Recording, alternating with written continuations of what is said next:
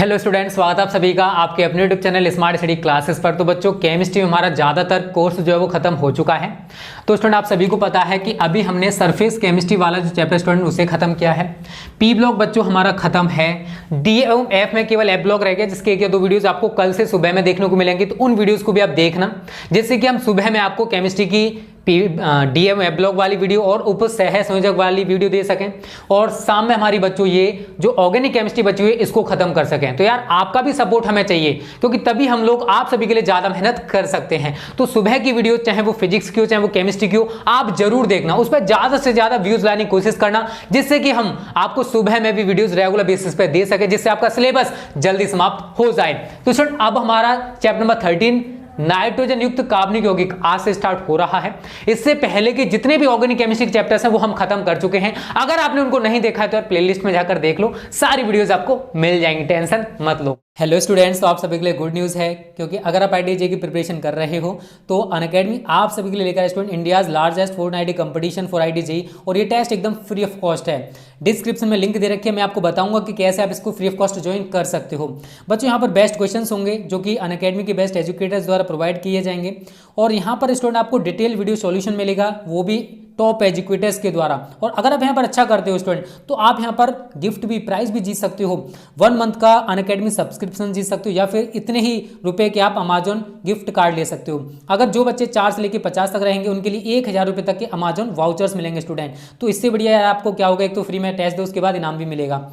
और बच्चों, ये टेस्ट होने वाला है 3 जनवरी को सुबह 11 बजे for class 11th, for class 12th and for droppers है क्लास 13। 11 बजे से लेकर 12 बजे तक 1 घंटे का टेस्ट होने वाला है बच्चों। Physics, chemistry and maths 3 subject रहेंगे, 3 राउंड होंगे, 7 क्वेश्चंस प्रत्येक के, ठीक है ना। नेगेटिव स्कोर भी होगा, और अगर आप इनकरेक्ट आंसर देते हो तो एनरोल कैसे करोगे, और यहाँ पर देख सकते हो स्टूडेंट, ये कॉम्बैट फॉर IIT JEE 3 जनवरी ये access video solutions in teachers के द्वारा आपको मिलने वाला है। यहाँ पर लिखा हो student 60 minutes 21 question, separate contest है बच्चों 11th, 12th एंड ड्रॉपर्स के लिए, ठीक है। यहाँ पर पूरा सिलेबस बच्चों हमने दे रखा है, यहाँ पर आप देख सकते हो। और यहाँ पर आप कैसे फ्री में टेस्ट दोगे वो मैं आपको बताने वाला हूँ। तो स्टूडेंट, जैसे आप लिंक पर क्लिक करोगे आपको ये पेज शो होने लगेगा। यहाँ पर आपको एनरोल दिखाई देगा, क्योंकि मैंने एनरोल यहाँ पर कर दिया है, तो एनरोल्ड दिखा रहा है। जैसे आप एनरोल पर क्लिक करोगे बच्चों, तो आपको अगले पेज पर लेके जाएगा। यहाँ पर आपसे आपका नंबर मांगेगा, नंबर पर क्लिक कर नंबर डालोगे तो आपको एक OTP आएगा। OTP डालने के बाद बच्चों आपको फिर एनरोल पर क्लिक करना है। तो आप 11th में हो, 12th में, या फिर ड्रॉपर हो, 12th पे हो तो 12th पे क्लिक करोगे। जैसे आप 12th पर क्लिक कर दोगे बच्चों, फिर आपसे वहां पर रेफरल कोड मांगेगा। तो बच्चों आपको यहाँ पर ध्यान देना है, स्मार्ट स्टडी आप रेफरल कोड डालोगे तभी बच्चों आप ये टेस्ट फ्री ऑफ कॉस्ट दे पाओगे, अदरवाइज बच्चों आप ये टेस्ट नहीं दे पाओगे। ओके स्टूडेंट, तो स्मार्ट स्टडी आप जरूर डालना अगर आपको फ्री में टेस्ट देना है तो बच्चों, अब हम जानते हैं इस चैप्टर में एमीन्स के बारे में। आखिर एमीन्स कहते किसे हैं? तो बच्चों देखो, आपने अमोनिया के बारे में पढ़ा होगा। तो अमोनिया के एल्किल या एरिल व्युत्पन्न जो है बच्चों, उन्हीं को हम लोग एमीन्स कहते हैं, ठीक है ना। तो आप यहां पर लिख लो, अमोनिया के एल्किल या एरिल व्युत्पन्नों को एमीन कहते हैं। क्या कहते हैं बच्चों? एमीन कहते हैं। और एमीन भी बच्चों आपके 2 प्रकार के होते हैं। एमीन कितने प्रकार के होते हैं बच्चों? 2 प्रकार के। कौन कौन से होते हैं बच्चों, वो मैं आपको बता दूं। Number 1 aliphatic amine. कौन से? Aliphatic amine. और दूसरे बच्चों आपके होते हैं एरोमेटिक एमीन। कौन से होते हैं? एरोमेटिक एमीन, ठीक है ना। तो एमीन्स कितने प्रकार के होते हैं? 2 प्रकार के, एलिफेटिक एमीन और एरोमेटिक एमीन। समझ में आया ना। एलिफेटिक एमीन में आपका एथिल एमीन है, डाइमेथिल एमीन है, ट्राइमेथिल एमीन है, ये सब आ जाते हैं। और जो एरोमेटिक एमीन है उसमें आपने शायद पढ़ा होगा यार एनिलीन के बारे में, तो हम आपको एनिलीन भी पढ़ाएंगे, टेंशन ना लो। और इधर हमारा एलिफेटिक एमीन आपके सिलेबस में एक ही बच्चों, C2H5NH2। कौन सा है? C2H5NH2। और एरोमेटिक एमीन है बच्चों आपका C6H5NH2। इसका नाम क्या है? एनिलीन है, और इसका नाम क्या है? Ethyl amine. लेकिन जो एथिल एमीन है बच्चों, ये भी आपके 3 प्रकार के होते हैं। कितने प्रकार के? 3 प्रकार के। नंबर 1 प्राथमिक एमीन। नंबर 2 द्वितीयक एमीन। और नंबर 3 तृतीयक एमीन। अब यार इनका पंगा क्या है यार वो समझो। देखो बच्चों, मैंने बोला है कि अमोनिया के एल्किल या एरिल व्युत्पन्नों को एमीन्स कहते हैं। अगर अमोनिया के एल्किल व्युत्पन्न है तो उनको एलिफेटिक एमीन कहेंगे, और अमोनिया के अगर एरिल व्युत्पन्न है तो बच्चों उनको एरोमेटिक एमीन कहते हैं। क्लियर है? कैसे वो समझो। अगर हम प्राइमरी एमीन्स की बात करें, सेकेंडरी एमीन्स की बात करें या टर्सरी एमीन्स की बात करें, तो अमोनिया का सूत्र क्या होता है? NH, यही तो अमोनिया का सूत्र है। इसी को तो अमोनिया कहते हैं ना, NH3, पता है ना सभी को। अगर बच्चों इस ऊपर वाले H की जगह अगर मैं R लगा दूं, क्या लगा दूं? R लगा दूं, तो बच्चों ये बना हमारा प्राथमिक एमीन। क्या बना ये? प्राथमिक एमीन। आपको कि सर कैसे बना? तो यार समझो, R के साथ NH2 जुड़ा हुआ है, इसको मैं क्या लिख सकता हूं? R सिंगल बॉन्ड NH2, इन्हीं को कहते हैं प्राथमिक एमीन्स। कि अगर एल्किल समूह के साथ NH2 समूह जुड़ा हुआ है तो उसको प्राथमिक एमीन कहा जाता है। तो कहां से बना यार? ये अमोनिया से बना, तो इसको हम क्या बोलेंगे? प्राथमिक एमीन। ये हमारा प्राथमिक एमीन बना। और यार इसी का एग्जाम्पल लिखना चाहते हो लिख सकते हो। R की जगह आप कुछ भी यूज कर सकते हो, जैसे CH3 है, कोई भी एल्किल समूह लगा दो, CH3 लगा सकते हो, C2H5 लगा सकते हो, C3H7 लगा सकते हो। तो मैं यहाँ पर यार CH3 लगा देता हूँ, तो इसका एग्जाम्पल आप लिख लेना CH3NH2, जिसका नाम क्या है बच्चों? मेथिलेमीन। क्लियर सभी को? इसी तरीके से अगर हम द्वितीयक एमीन की बात करें तो देखो N है, ये मैं अमोनिया बना रहा हूं, ये क्या है बच्चों? अमोनिया है। तो अगर मैं इन दो H की जगह दो एल्किल समूह लगा दूं, समान भी हो सकते हैं, डिफरेंट भी हो सकते हैं, चलेगा।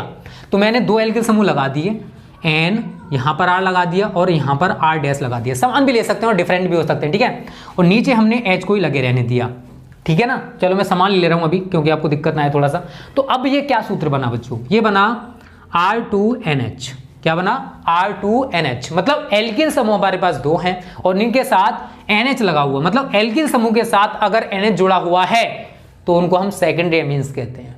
यहां पर यार R की जगह CH3 लगा दो आप, तो CH3 का होल ट्वाइस NH। क्लियर है सभी को? बहुत सिंपल है यार, कुछ भी नहीं है। ये सारे के सारे जो बन रहे हैं ना प्रोडक्ट्स, वो सारे के सारे यार अमोनिया से रिलेटेड है। तो अमोनिया के एल्किल या एरिल व्युत्पन्नों को ही बच्चों हम लोग एमीन्स कहते हैं। क्लियर है सभी को? तो ये क्या है बच्चों? डाईमेथिल एमीन है। इसका नाम क्या है? अगर आपसे कोई पूछेगा तो क्या कहोगे? इसका नाम डाईमेथिल एमीन है। और अगर मैं टर्शियरी एमीन्स की बात करूं, तृतीयक एमीन्स की बात करूं, तो हम लोग क्या करेंगे यार? यहां पर अमोनिया का स्ट्रक्चर बनाएंगे पहले, और इस अमोनिया के स्ट्रक्चर में क्या करेंगे? तीनों H की जगह तीन एल्किल समूह लगा देंगे। क्या करना है? इन तीन H की जगह तीन एल्किल समूह लगा दो यार आप। तो N R R and R, तो ये क्या बना? R3N। ये है बच्चों आपका तृतीयक एमीन। ये क्या बना? तृतीयक एमीन बना। और यहां पर आप लिखना चाहते हो लिख सकते हो CH3 का होल थ्राइस N। इसको कहते हैं ट्राईमेथिलेमीन। क्या कहते हैं इसको? ट्राईमेथिलेमीन। क्लियर सभी को? तो बहुत सिंपल है। एमीन्स दो प्रकार के होते हैं बच्चों, एलिफेटिक एमीन और एरोमेटिक एमीन। अगर आपसे कोई पूछे कि एमीन किसे कहते हैं, तो अमोनिया के एल्किल या एरिल जो व्युत्पन्न होते हैं, जो डेरिवेटिव्स होते हैं, उनको एमीन्स कहा जाता है। एमीन्स भी बच्चों दो प्रकार के होते हैं। कौन कौन से? एलिफेटिक एमीन और एरोमेटिक एमीन। जो एलिफेटिक एमीन्स हैं बच्चों, ये भी आपके तीन प्रकार के होते हैं, प्राथमिक एमीन, द्वितीयक एमीन, तृतीयक एमीन। और एरोमेटिक एमीन आप सभी को मैं आगे बढ़ाऊंगा। पहले हमारा जो एलिफेटिक एमीन है इनको खत्म होने दो, उसके बाद। क्लियर है ना सभी को? कोई दिक्कत तो नहीं है? तो मैंने पूरा कॉन्सेप्ट बता दिया। जो एरोमेटिक एमीन का कॉन्सेप्ट है बच्चों, हम लोग आगे सीखेंगे, इसी चैप्टर में सीखेंगे, टेंशन मत लो। तो जल्दी से आप इसका स्क्रीनशॉट ले लीजिए। मैंने आपको एमीन्स के बारे में बताया, टाइप्स ऑफ एमीन्स के बारे में बताया था, and types of aliphatic amines के बारे में बता दिया, और इनको विद एग्जाम्पल आपको समझा दिया है। और उम्मीद करता हूं आपके इस भेजे में ना अच्छी तरह से आ गए होंगे। आ गए ना? तो जल्दी से लाइक करो। चलो बच्चों, स्क्रीनशॉट ले लिया होगा। अब बच्चों मैं आपको बताता हूं, मिटा देना इसको, ये तो हमने पूरा कॉन्सेप्ट सीख लिया। और देखो, अगर हम इस चैप्टर में पढ़ने के वाले हैं बच्चों, इसमें पढ़ेंगे हम लोग एथिलेमीन और एनिलीन के बारे में, ठीक है ना। पूरा कॉन्सेप्ट पढ़ेंगे, इनको बनाते कैसे हैं, प्रयोगशाला में कैसे बनाएंगे, इनकी फिजिकल प्रॉपर्टीज क्या हैं, इनकी केमिकल प्रॉपर्टीज क्या हैं, ये सब कुछ सीखेंगे, ठीक है। ये चैप्टर हमने पहले छुड़वा दिया था कि हम आपको बाद में पढ़ाएंगे, क्योंकि हमने पी ब्लॉक स्टार्ट कर दिया था इस वजह से, ठीक है। पर टेंशन ना लो, आप ऑर्गेनिक केमिस्ट्री में जीरो से हीरो बन जाओगे। बस सारी वीडियोस को देख लेना जो प्लेलिस्ट में पड़ी हुई हैं, ठीक है। अब बच्चों मैं आपको बढ़ाने वाला हूं एथिलेमिन। हमें ज़्यादा टाइम वेस्ट नहीं करना है, क्योंकि जो हमारा कॉन्सेप्ट है, जो हमारा पेपर में आने वाला है, उस पर हमें ज़्यादा फोकस करना है। अगर हम जब अनसोल्व पेपर कराएंगे, अगर कोई एक्स्ट्रा मटेरियल आता है तो उसको करा दिया जाएगा, वहां पर टेंशन मत लो। और वैसे भी यार यहाँ से ऑर्गेनिक केमिस्ट्री रिएक्शन ही आने वाली है, ठीक है। चलो डाल लीजिए एथिलेमिन, इसको पढ़ेंगे हम लोग बहुत डिटेल में। एथिलेमिन, एमीन्स, एमीन, ठीक है। तो पहले हम थोड़ा सा इसका बेसिक जान लेते हैं। जैसे इसका अणुसूत्र क्या होता है, तो बच्चों इसका अणुसूत्र क्या होता है, C2H5NH2। इसी से आप सभी लोग अणुभार इसका निकाल सकते हो। कार्बन का कितना होता है 12, तो 2 गुणा 12। हाइड्रोजन का कितना होता है 1, तो 5 गुणा 1, प्लस नाइट्रोजन का कितना होता है 14, प्लस हाइड्रोजन का 1, तो 2 गुणा 1, ठीक है। 12 दूनी 24 प्लस 29, इसको मिलाकर हो जाएंगे 14 और 2 16, तो 29 और 16 कितना होता है बच्चों 45 होता है। तो इसका अणुभार अगर आपसे कोई पूछे कि एथिलेमिन का कितना होता है बच्चा लोग, तो कितना बताओगे आप सभी 45 होता है। कितना होता है 45। और अगर बच्चों हम इसका स्ट्रक्चर जाने, इसका संरचना सूत्र जाने, इसका स्ट्रक्चर फॉर्मूला आखिर क्या होता है, तो यार बहुत सिंपल सा है। क्या है, C single bond C single bond N। और ये आपने यार जरूर सीखा होगा हाई स्कूल में, सॉरी हाई स्कूल में भी सीखा होगा वैसे, और फर्स्ट ईयर में भी आपको आपके टीचर ने जरूर पढ़ाया होगा, ठीक है। इस तरीके से स्ट्रक्चर जो बनाते हैं, ठीक है। तो ये है आपका एथिलेमिन का स्ट्रक्चरल फॉर्मूला। IUPAC नेम की बात करें, IUPAC नेम, तो बच्चों बहुत सिंपल है इसका नाम। कितने कार्बन आपको दिखाई दे रहे इसमें 2, तो एथ, और सभी में सिंगल बॉन्ड है, तो प्राथमिक अनुलग्न इसमें आएगा एन, और द्वितीयक अनुलग्न एमीन्स के लिए एमीन ही होता है, ठीक है। तो इन सभी को ऐड करोगे तो क्या बन जाएगा एथेनामीन। क्या हो जाएगा एथेनामीन। ये बच्चों इसका IUPAC में नाम होता है। तो हमने थोड़ा सा बेसिक जाना कि इसका अणुसूत्र क्या होता है, क्योंकि अगर हम कोई भी चीज सीख रहे हैं तो उसका बेसिक थोड़ा सा पता होना जरूरी है, ठीक है। तो हमने जाना इसका अणुसूत्र C2H5NH2, इसका अणुभार 45 होता है, इसका स्ट्रक्चरल फॉर्मूला कुछ इस टाइप से होता है, एंड इसका IUPAC नेम बच्चों एथिलेमिन होता है। अब बच्चों हम लोग जानेंगे इन मतलब एथिलेमिन बनाने की सामान्य विधियां, ठीक है ना। चलो यहाँ हेडिंग डालो, एथिलेमिन बनाने की विधियां। एथिलेमिन बनाने की विधियां, methods of preparation of ethylamine. तो बच्चों पहला मेथड है बच्चों नंबर 1। देखो आपने हॉफमैन ब्रोमाइड अभिक्रिया नहीं पढ़ रखा है तो कोई दिक्कत नहीं, वैसे मैं शायद पढ़ा चुका हूँ। हॉफमैन ब्रोमेमाइड अभिक्रिया द्वारा, ब्रोमेमाइड अभिक्रिया द्वारा, और ये प्रयोगशाला विधि भी है एथिलेमिन को बनाने की। अभी मैं आपको आगे प्रयोगशाला विधि भी कराऊंगा, टेंशन ना लो। अब हॉफमैन ब्रोमेमाइड अभिक्रिया द्वारा कैसे बनाएंगे यार, वो मैं आपको बताने वाला हूं। तो बच्चों समझो, C2H5CONH2 ये क्या है जानते हो, आपने एसिटामाइड सुना होगा CH3CONH2, बट ये है प्रोपियोनेमाइड। क्या है प्रोपियोनेमाइड, ठीक है ना। आप इसका नाम याद रखना प्रोपियोनेमाइड, ठीक है ना।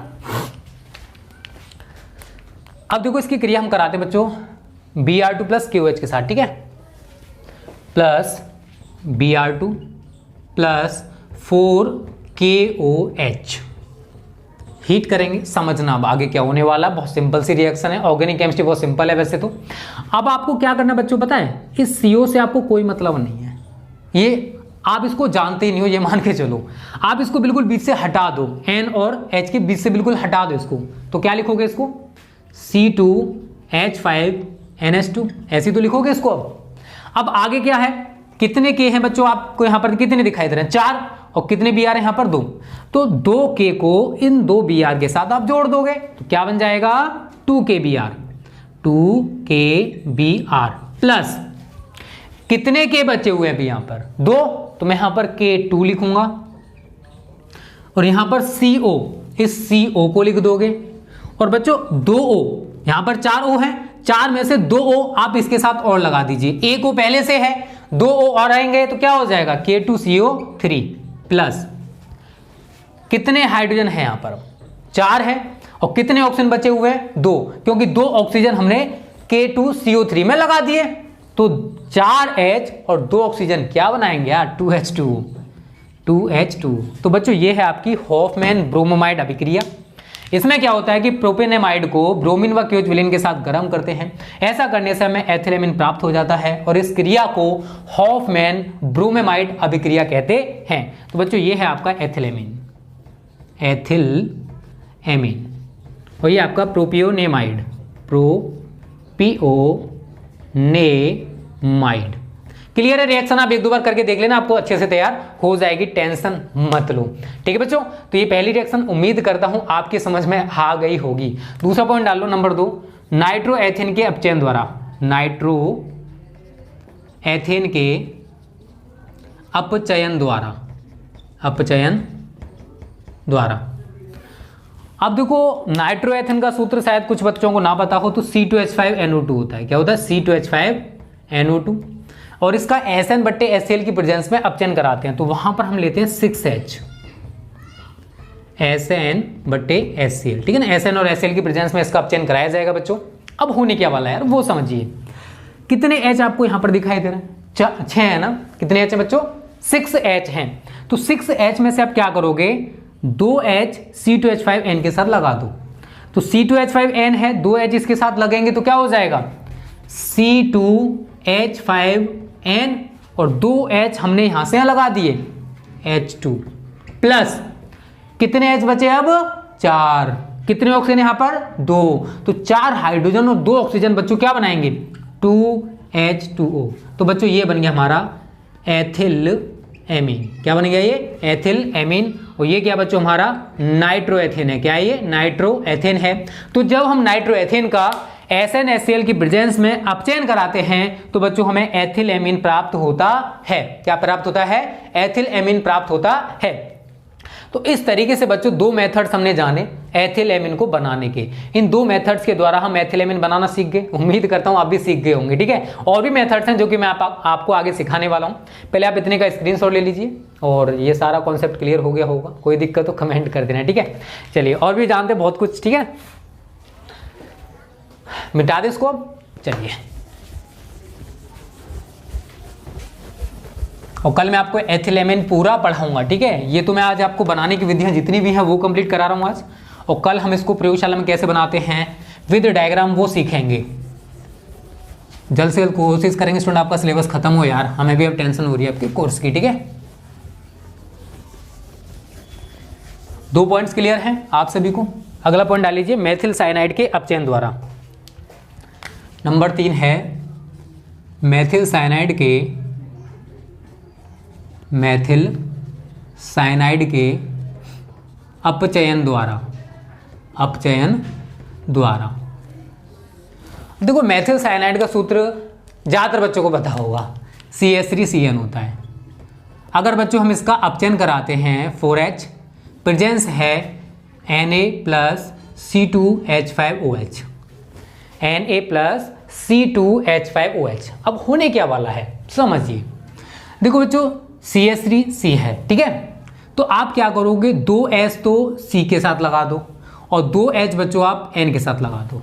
आपको क्या सर क्या कह रहे हो? दोबारा बता दो। तो देखो CH3 है बच्चों, C है, इसके साथ 2H लगाओ, H2, फिर N है, इसके साथ 2H लगाओ। अब जरा सूत्र को पूरा ऐड करना, CH3 CH2 NH2। कितने C हैं? 2। C2 कितने H है? 5, H5 NH2। कहोगे सर ये तो एथिलेमीन बन गया। यार एथिलेमीन ही है तो बनेगा नहीं। इसका नाम क्या बच्चों? एथिलेमीन। और ये क्या हमारा? Methyl cyanide, methyl cyanide. ठीक है, तो ये तीसरा मेथड है बच्चों एथिलेमीन बनाने का। उम्मीद करता हूं आपकी समझ में आ गया होगा। अब चौथा पॉइंट डाल लो, एसिटामाइड के अपचयन द्वारा। देखो रिएक्शंस बहुत सिंपल होती हैं यार, रिएक्शंस में कुछ भी नहीं है, बस आप थोड़ा सा दिमाग लगाना सीख जाओ कि रिएक्शंस को आखिर करना कैसे है। कोई तरीका नहीं होता है, ना ही आपको कोई तरीका बताएगा। एसिटामाइड का सूत्र CH3CONH2। क्या होता है? CH3CONH2। ठीक है, अब देखो कैसे रिएक्शन करोगे वो समझ लीजिए, वो मैं आपको बता दूं बच्चों। कुछ नहीं, देखो बहुत सिंपल है। ठीक है ना, इसी की तरीके से करनी है तो पूरी रिएक्शन। 4H Na+ C2H5OH, ये इसकी प्रेजेंस है। ऊपर वाली की तरह कर दो, बस इसमें थोड़ा सा अंतर आ जाएगा। क्या अंतर आएगा वो मैं आपको बता दूं बच्चों। देखिए, इस O को तो आपको हटाना है और इस O की जगह 2H को लगाना है, समझे? यहां से इस O को हटा दो और इसकी जगह 2H लगा दो। क्या? CH3, O को हटाऊंगा, 2H लगाऊंगा, H2 और NH2 हमारे पास पहले से ही है, 2H अभी बचे हुए हैं और एक ऑक्सीजन है। क्या बनेगा? H2। क्या बनेगा? H2। ये क्या है बच्चों? एथिल एमीन है। क्या है? एथिल एमीन है। और ये क्या है हमारा? एसिटामाइड। याद रखना इन सूत्रों को। देखो, अगर आप सूत्र जानते हो तो आपको कोई भी दिक्कत नहीं होने वाली है, ठीक है। अगला समझिए, लास्ट पॉइंट है, 5वां पॉइंट, स्मिट अभिक्रिया द्वारा। स्मिट अभिक्रिया द्वारा कैसे बनाएंगे वो जान लीजिए। स्मिट अभिक्रिया द्वारा, अभिक्रिया द्वारा देखो, प्रोपियोनिक अम्ल, शायद सूत्र सभी को पता हो गलती से तो, C2H5COOH। जब हम प्रोपियोनिक अम्ल, इसकी क्रिया हाइड्रोजोइक अम्ल के साथ कराते हैं, N3H, और प्रेजेंस रहेगी यहां पर सांद्र H2SO4 की, इसको गर्म किया जाएगा। अब समझिए यहां से रिएक्शन को। देखिए बच्चों, C2H5 है, क्लियर है, कोई दिक्कत नहीं है। कितने N है आपको यहां पर दिखाई दे रहे हैं? कितने N दिखाई दे रहे हैं आप सभी को? 3। तो आप क्या करोगे? C2H5N, मतलब एक N आपने यहां पर लिख दिया है। एक H आपके पास यहां पर है और दूसरा H बच्चों आपके पास यहां पर है, तो दोनों H को आप यहां पर जोड़ दीजिए, प्लस CO2 प्लस कितने N बचे हुए भी यहां पर? 2, तो N2। तो बच्चों इस तरीके से हमारी ये स्मिट अभिक्रिया कंप्लीट हो जाती है। ये हमारा बच्चों यहां पर एथिल एमीन बन चुका है। ये क्या है? एथिल एमीन है। ये कार्बन डाइऑक्साइड है और ये नाइट्रोजन गैस है। ये है बच्चों प्रोपियोनिक अम्ल, प्रोपियोनिक अम्ल, और इसका नाम आप सभी लिख सकते हो हाइड्रोजोइक अम्ल है। क्या है? हाइड्रोजोइक अम्ल।